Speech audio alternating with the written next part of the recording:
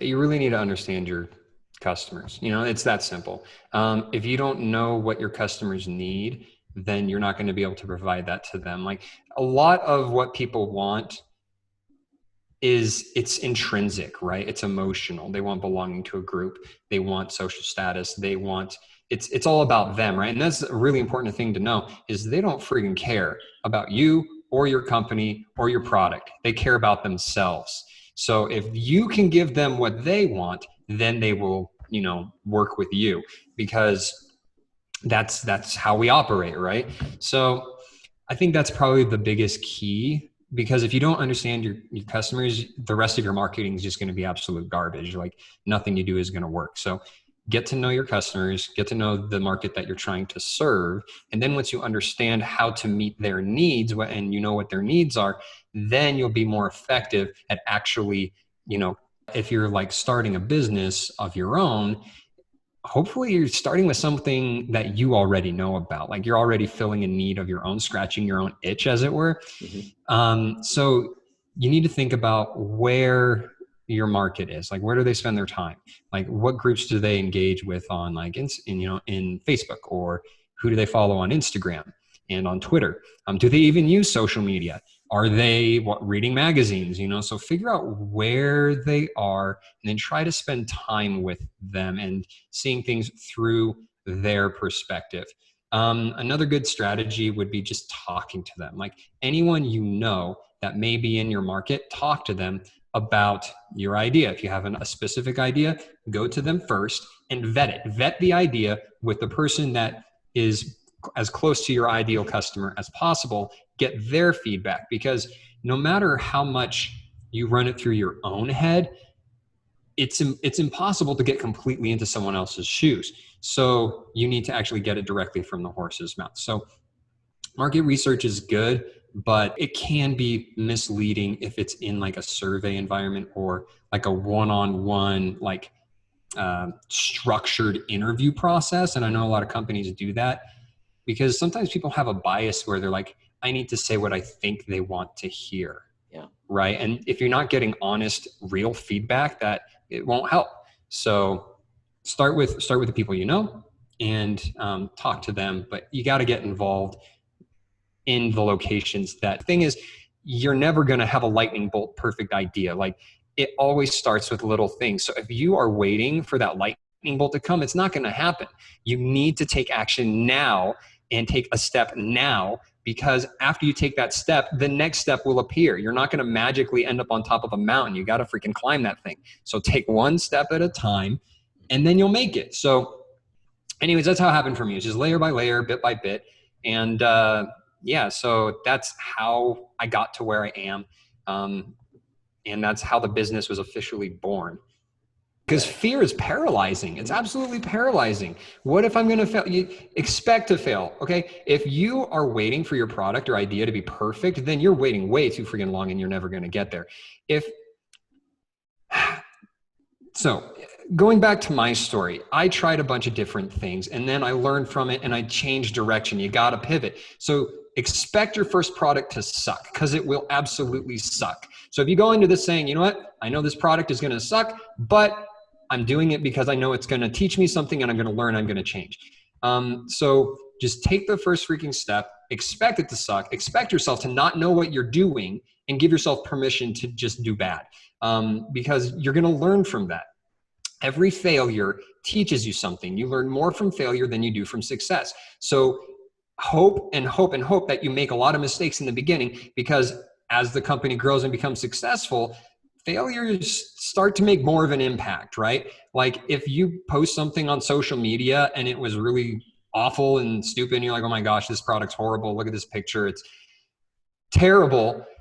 And your audience is 0 people, then who freaking cares, right? So now is the time to make mistakes and try things. Now is the time to learn and grow, because, as you get into bigger companies, the failures magnify, right? So use the time while you're small to be a great learning opportunity, a school for you, so that you don't make those mistakes later on. Well, I am the middle of 5 kids. So my dinner table was usually a lot of fun. Like we actually did have like family meals. My mom was a stay-at-home mom. My dad was a commercial banker. And yeah, I was the middle. I had an older brother, older sister, younger brother, younger sister. So it was like as balanced as you can possibly get, right?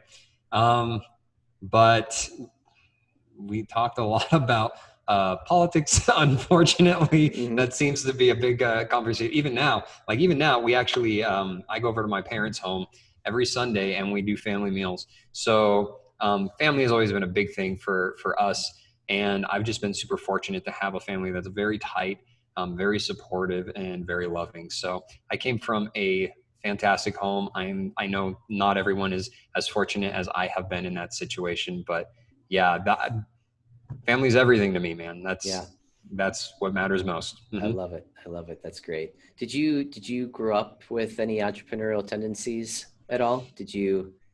Yeah, a lot. So I remember being 5 and I collected baseball cards and basketball cards and stuff like that. I remember being 5 and getting like a piece of cardboard and running it down the street and writing baseball cards for sale on the cardboard. And my buddy and I set up, like we had little chairs out there and we were trying to sell our baseball cards at 5 years old, right? That's great. And obviously nobody bought anything, but we did that. And I don't know how familiar you are with like Pokemon cards. Like Pokemon Go became like a big thing. But when I was in 7th grade, that was when the first generation of like the Pokemon thing happened. And the trading cards were huge, right? So I became the unofficial Pokemon card dealer for my class. Pokemon King. Exactly.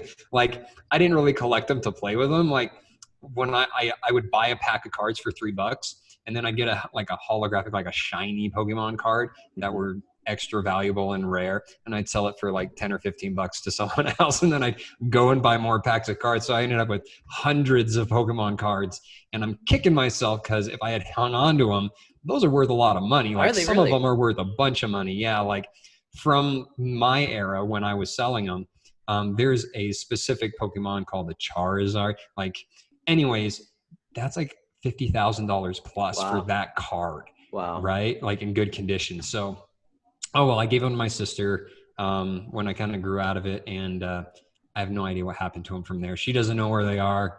I'm like, dang. Did you have that card? Do you remember that card or no? I remember seeing it. I never personally got one though. But okay. I mean, they go for hundreds, thousands of dollars, the generation of cards that I had. First editions, all those things. Anyways, but yeah, I did that. I sold rubber band balls and I sold rubber band chains. And were you making the rubber band balls? Were you yeah. Oh man. So my parents were always super supportive of us, earning our own money, and we'd sell cookies door to door. But yeah, because we didn't get an allowance, right? My parents were like, hey, if you want money, you're gonna have to work for it. So yeah, but my dad, when I was really little, would deliver newspapers in the morning. And so somehow we learned how to make chains out of the rubber bands and we started doing that. And then we figured out how to make a rubber band ball. And then later on, when I got a little bit older, I guess I must have had like a friend or someone who's like, I want one. And I was like, okay, well, and I must have given him one. And then I just remember spending hours like making these rubber band balls and then selling them to my friends. So that's fantastic. What was the going rate funny. What was the going rate for a rubber band ball back then? Do you remember? $5. Yeah. I'd sell rubber band ball for $5. That's awesome. That's awesome. Yeah. So this brought you, into high school, and that, did you have any other businesses or anything like that you branched out into in high school or a little bit later? In high school, I was more interested in girls than money. And so I didn't do a lot of entrepreneurial stuff in high school.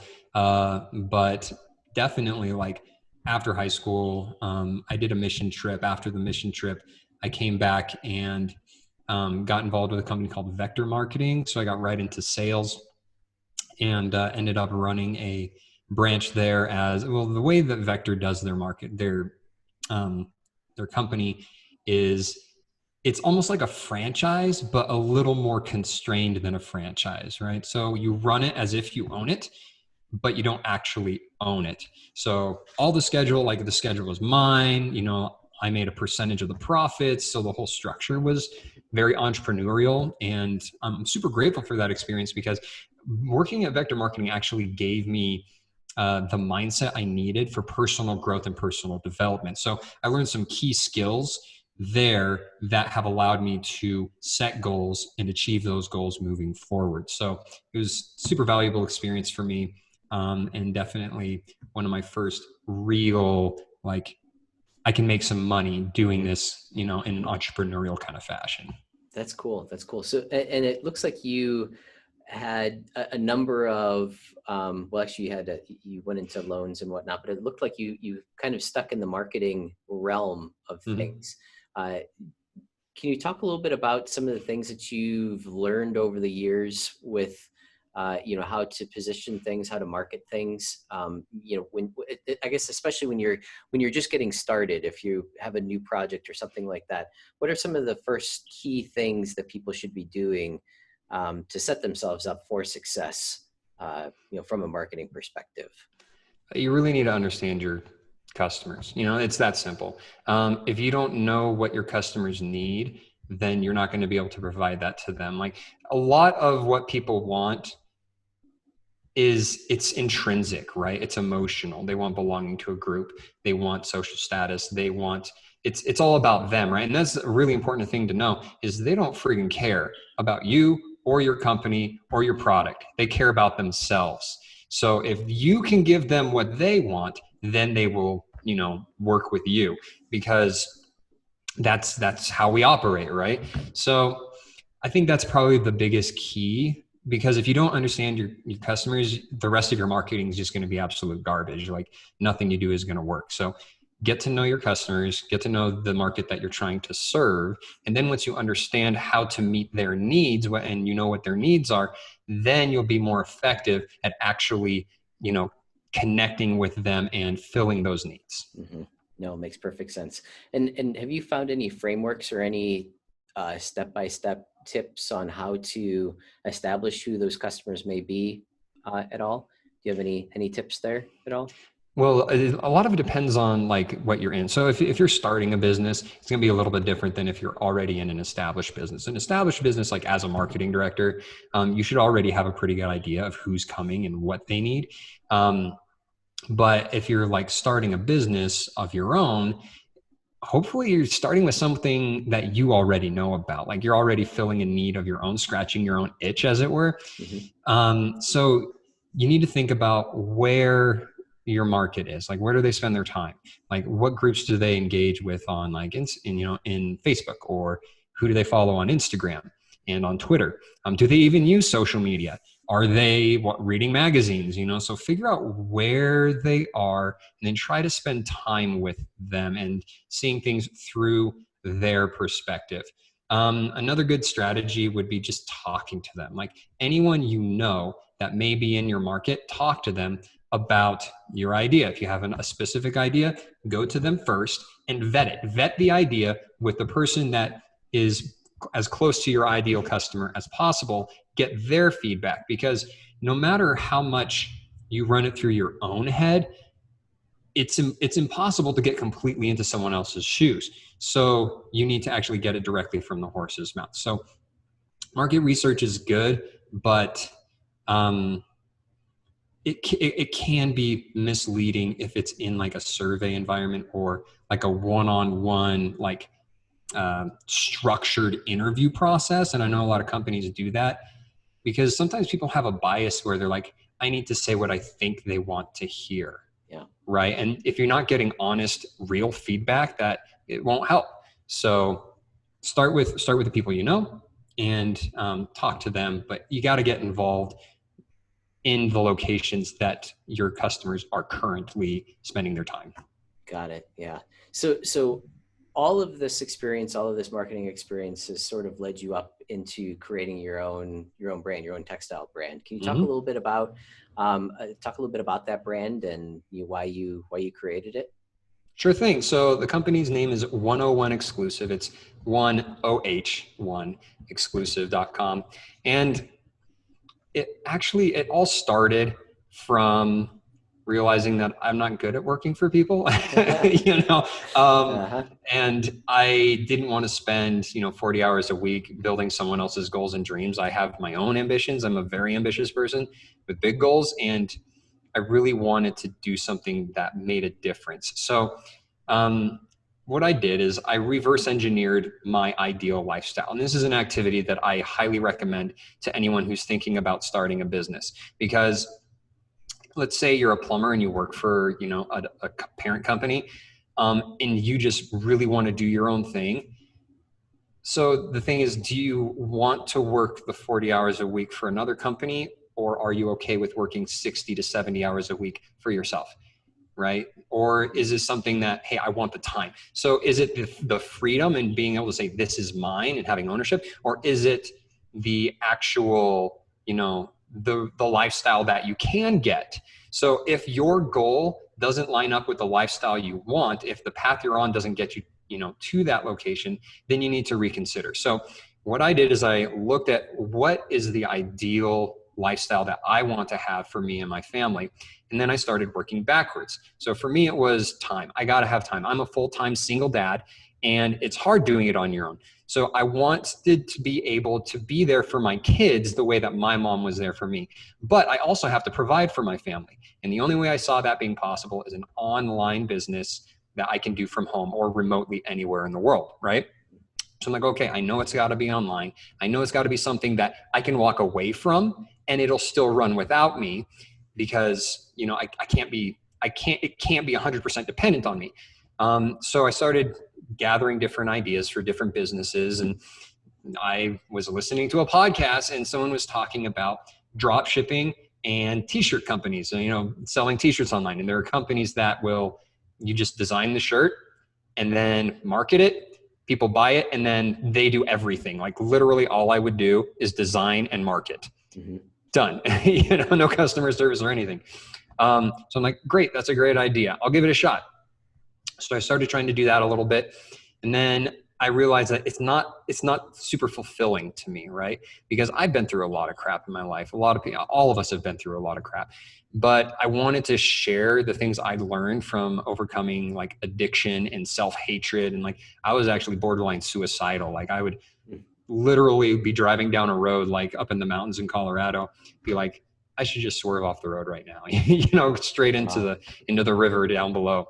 Like, I hated myself. I hated my life, and I made it through that with a lot of help. And I wanted to help other people make it through, difficult situations like that and be able to grow and achieve their goals. So I needed a higher purpose. I knew that just selling t-shirts wasn't going to do that. Right. Mm-hmm. So slowly the two things started coming together layer by layer, bit by bit. I'd like to say it was just a lightning bolt that boom, here's the idea. It's fully fleshed out. No, the thing is, you're never going to have a lightning bolt perfect idea. Like it always starts with little things. So if you are waiting for that lightning bolt to come, it's not going to happen. You need to take action now and take a step now, because after you take that step, the next step will appear. You're not going to magically end up on top of a mountain. You got to freaking climb that thing. So take one step at a time and then you'll make it. So anyways, that's how it happened for me. It's just layer by layer, bit by bit. And so that's how I got to where I am. And that's how the business was officially born. That's incredible. That's incredible. So when you were in your dark place, did you already know that you wanted to, I mean, did you have any goals or any aspirations at that point? Or was it basically like, kind of checked out all the time? Did you still have that entrepreneurial tendency kind of running around in the back of your head, or was it kind of dormant at that time? Oh yeah, absolutely. It was there. And that was actually one of the frustrating things, because I had all these goals and ambitions, the things that I wanted to do, but I just thought I was worthless. I'm like, you're never going to achieve this, Kriss. You're such a loser. Like, why are you even trying? So it actually became discouraging, because sometimes people are just cool with the way that life is. But for me, I wasn't cool with the way life is. I wanted things, and I thought I was incapable of doing it, so it turned into this, self-destructive talk in my head all the time. Like, Mm-hmm. you're such an imposter, like, the imposter syndrome, right? So like, you're faking it. Like, at the time when I was working, I was in vector marketing. I was actually winning a bunch of awards and stuff. And it was like, nobody knows that you're such a loser. Like, you're winning these awards. You don't deserve any of this, So it was a lot of that self-talk that was really tearing me down. So even in darkness, I still had goals, but the goals actually made the darkness that much harder for me, Mm-hmm. if that makes sense. Mm-hmm. So that's kind of It does. where I was. Yeah. So did you said that you had gotten some help. Are there some tools that you use to sort of take yourself out, talk yourself out of those situations? Can you talk a little bit about, some of that? Yeah, sure. There were addiction recovery programs, which were super, super helpful. The big thing about overcoming addiction is it's secrecy, right? So you hide it from everyone. Mm-hmm. And the longer you hide it, the worse it gets. So when I decided that, I really need to do something about this, going to a program was super helpful, because then I saw that I wasn't alone. And that's the thing, for anyone out there that is struggling with any kind of addiction or self-hatred or any trials, you are not alone. Like, anything that you are facing, I guarantee there is someone else out there that has faced the same thing and they've overcome it. And there's no difference between you and them. You can overcome it. So you're not an island. Reach out, do something. Even if it's just talking to a parent or a friend or a spouse, someone you trust. Letting it, like, the first step is acknowledging it's there and then telling someone about it. And you will be surprised, because the more you open up to other people, the more they will open up to you. It is amazing how many people have gone through very similar situations. Like, when it is absolutely insane. We have all struggled and been through so much pain as individuals. And one of my favorite quotes is that if you treat everyone as if they're going through the fight of their life, then you'll be right more than half of the time. And that's absolutely true. You don't know what's going on with other people. This whole social media world of everyone posting everything that's perfect in their lives is a load of crap. Everybody is struggling, and sometimes the people who post the most are the ones who are struggling the most, because they're the ones trying to cover it up the most. So just acknowledging that you're not alone is important, and reach out to someone for help. If you can get into a recovery program, awesome. If it's not an addiction, still reach out to a friend and talk about what you're struggling with, because you're not an island. You need someone else with you. Oh, I love it. Oh, perfect. Talk a little bit about you have a unique methodology with your textile brand, where you make 101 shirts. What's behind the 101? Can you tell the story behind that? Why you do such a limited run, and is it other things too? I just said shirts, but I don't know. Do you have other products or other garments as well? So the 101 comes from the mission of the clothing brand, which is to help men look, feel, and be their best. So it's about inspiring you to be a better man. So 101 is like being one of one, like you're 101. Because what we do is we help men focus on their individual strengths and leveraging those strengths to gain success. So you are unique and exclusive. There is nobody else in the world like you, and you can use your strengths to get your goals, to get you where you want to go. So that's kind of the origin of the word, of like the name, but the 101 referring to the 101 shirts that we sell. So each product only gets 101 ever made, right? Mm-hmm. And that is because I hate seeing someone else in the same car as me. If someone is wearing the same shirt as me, I customize everything, because that's me. I don't want to be one of everyone else. Yeah. I want to be me. I want to be exclusive and different without being weird, right? So that to me, that's important, right? And it's important to, the market that we work with. We want to own and love who we are, and we don't want to be part of a crowd. Mm-hmm. So that's why we do 101 prints of each shirt. It makes it exclusive. We can guarantee that unless we go to like a 101 exclusive like conference or something like that in the future, then you will never see someone wearing that shirt. And Yeah. if someone's like, dang, that's a sick shirt, where do I get it? You say, you can't, because they don't make them anymore. Yeah. So it's more for like my thing. Like, I just don't like having everyone have the same thing that I have. So I wanted to bring that to other people, at least that opportunity. I love it. I love it. So, and you're the main designer behind them all, correct? Yes. Well, currently, yes. I actually work with a couple of designers as well. The majority of the products that we have right now, I have designed, but I'm working on a few that I've actually hired other designers. Because here's the thing: like I'm pretty good at designing things. Like I'm pretty artistic.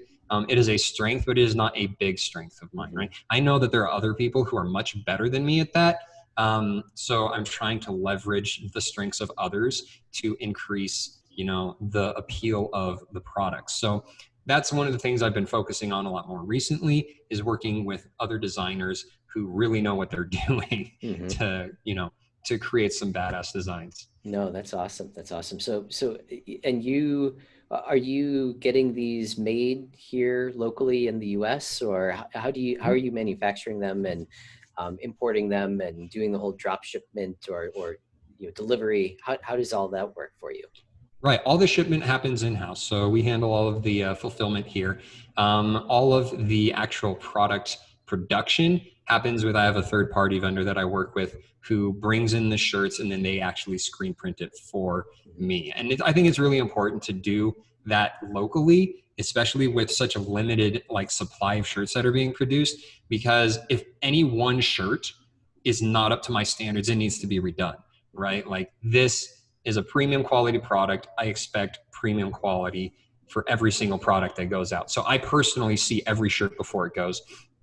And if it's not to my, to my liking, then I work with the, person here locally to make sure that it gets redone in a way that I'm actually happy with. So yeah, I think that's really important for our brand. Other brands, it may not be super important, but for us, it's a big deal. Yeah, that's great. Can you talk about some of the challenges that you ran into when you were creating a textile brand? Yeah, definitely. I think the biggest challenge was just the time, because the process of starting a company, especially if you have other obligations, like you can't do it full time, it's really difficult to balance your family and your job and the company that you're starting, right? So I think that was probably the biggest challenge for me, was really finding the time to put into it. Because yeah, like I said, a full-time single dad, and I was working full-time, and it was just, yeah, that was the biggest challenge for me. But I think one of the bigger challenges that a lot of other people have is just finding the courage to take those first steps. You know what I mean? It's the fear of failure that holds people back from even trying. And also not having a plan, not knowing what to do. It's like, well, I have this goal, but where the heck do I start, right? How do I get started? So that's where what you're doing right now, listening to podcasts, super important. And, finding other resources, using Google and using YouTube and books, and, so getting educated. But the important thing is that you actually have to do something. So what I always tell people is, if you have an idea, buy the freaking domain name. Just go buy the domain. It's a step. As soon as you own the domain, you're like, oh my gosh, I actually own something. Like, this is real. It makes it real. As soon as it's not in your head and you actually own something physical for your business, it's a game changer, right? It changes the mentality around the whole thing, and it inspires a lot of confidence. So that's an easy first step that anyone can make for very, very cheap. No, I love that advice and completely agree. There's so many people that just get the analysis by paralysis, stopper, that they don't get any further than just thinking about it all. So yeah, because fear is paralyzing. It's absolutely paralyzing. What if I'm going to fail? You expect to fail. Okay. If you are waiting for your product or idea to be perfect, then you're waiting way too freaking long, and you're never going to get there. So going back to my story, I tried a bunch of different things, and then I learned from it and I changed direction. You got to pivot. So expect your first product to suck, because it will absolutely suck. So if you go into this saying, you know what, I know this product is going to suck, but I'm doing it because I know it's going to teach me something and I'm going to learn, I'm going to change. So just take the first freaking step, expect it to suck, expect yourself to not know what you're doing, and give yourself permission to just do bad, because you're going to learn from that. Every failure teaches you something. You learn more from failure than you do from success. So hope and hope and hope that you make a lot of mistakes in the beginning, because as the company grows and becomes successful, failures start to make more of an impact, right? Like if you post something on social media and it was really awful and stupid, and you're like, oh my gosh, this product's horrible. Look at this picture. It's terrible. And your audience is 0 people, then who freaking cares, right? So now is the time to make mistakes and try things. Now is the time to learn and grow, because, you know, as you get into bigger companies, the failures magnify, right? So use the time while you're small to be a great learning opportunity, a school for you, so that you don't make those mistakes later on. Yeah, that's great advice. That's great advice. So how many runs a year of shirts do you do? We produce a maximum of 4 shirts in a month. Okay. And then once they sell out, they're just gone, right? So maximum 404 products pushed in a single month. Right now, it's all priced out standard. As the brand continues to grow and demand increases, once we get to the point where shirts are selling out within 7 days of being released, we're going to start moving to a bidding system. So, you know, the thing is, we want to maintain exclusivity. We might move to 6 shirts at a time, but that's still up in the air. Right now, we're sticking with 4. We have another one coming out here in the next week or two. Yeah, we want to maintain exclusivity. It's super important. We don't want everyone having these shirts, because the thing is, the shirt needs to resonate with you. Each shirt actually has an identity statement with it, because when you're wearing the shirt, you're supposed to look in the mirror and see a better version of yourself looking back, right? So if you look in the mirror, you see your shirt and it reminds you that, you know, I'll read one of the identity statements for you, because this will help it make a lot more sense. So the shirt that I'm wearing right now is called the Navigator. So the identity statement for this one says, I choose my course and set the sail.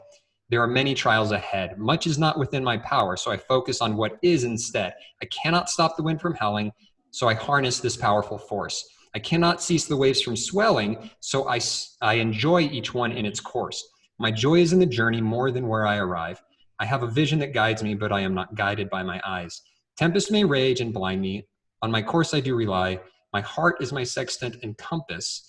I harness the storm inside. The world is wide around me, and there are choices on every side, but I am the navigator, and where I go is for me to decide. Wow. And so you should be reminded of those things when you're looking at it, right? If bad things are happening, you can choose to be a freaking victim and give up all control, or you can choose to take that trial and leverage it to help you gain success. And that's exactly, you know, what the last line says. Where I go is for me to decide. I choose how I react to everything. I can't choose what happens to me, but it's my decision to react. And so each product is supposed to help you maintain these affirmations and this vision of who you are and who you want to be. It's supposed to help you be a better person. So that's the entire core of the products. You don't buy one because it's cool. You buy one because it's going to help you be a better person. It's going to inspire you to rise above your natural tendencies. So that's what we're trying to do. We're trying to inspire men to be better men. I love it. I love it. And so does each shirt have their own identity statement, or is it really? So not only are you making the design, but you're also making the identity statement for that design. Wow. Yep. Wow. That's impressive. It's a lot of fun. I really, really enjoy it, because it scratches that main itch that I was telling you about, my desire to make a difference in the world, to help people, you know? And when you're looking at building your own business, that's what you need to do, is find something that you can be passionate about, and then, you know, chase that. You want to be fulfilled in what you do, so that way it's not work. Like it's something you want to do. So anyways, that's the entire tenet of what 101 is all about. That's fantastic. That's powerful. Have you gotten any feedback from any of your clients as well? How they feel wearing it and all that, and I'm sure that's a huge energy boost charge for you as well. Yeah, absolutely. I mean, if the product helps anyone in any situation, like ever, like it's a win. And that's the thing is, I'm not out to change the world. I'm out to change the lives of one person at a time. If it helps anyone at any point, it's a victory. It's a win. So yeah, it's That fantastic. I love that. Yeah, that last sentence that you said is resonates very closely to me. That's very close to one of our core mission statements as well. So I love Hmm. it. I love it. Kris Lovin, I love what you're doing. This is fantastic.